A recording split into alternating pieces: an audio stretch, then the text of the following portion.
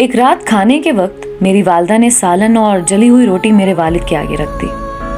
मैं वालिद के रद्द अमल का इंतज़ार करता रहा कि शायद वो गुस्से का इजहार करेंगे, लेकिन उन्होंने इंतहाई सुकून से खाना खाया और साथ ही मुझसे पूछा कि आज स्कूल में मेरा दिन कैसा गुजरा। मुझे याद नहीं कि मैंने क्या जवाब दिया, लेकिन उसी दौरान मेरी वालदा ने रोटी जल जाने की माजरत की। मेरे वालिद ने कहा, कोई बात नहीं, बल्कि मुझे तो ये रोटी खाकर मज़ा आया। उस रात जब मैं अपने वालिद को शब बखैर कहने उनके कमरे में गया तो उनसे इस बारे में पूछ ही लिया कि क्या वाकई आपको जली हुई रोटी खाकर मज़ा आया। उन्होंने प्यार से मुझे जवाब दिया, बेटा, एक जली हुई रोटी कुछ नुकसान नहीं पहुंचाती, मगर तल्ख रद्द अमल और बदज़बानी इंसान के जज्बात को मजरूह कर देते हैं।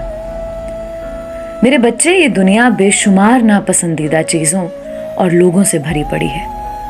मैं भी कोई बेहतरीन या मुकम्मल इंसान नहीं हूँ और मैं ये समझता हूँ कि हमारे इर्द गिर्द के लोगों से भी गलती हो सकती है।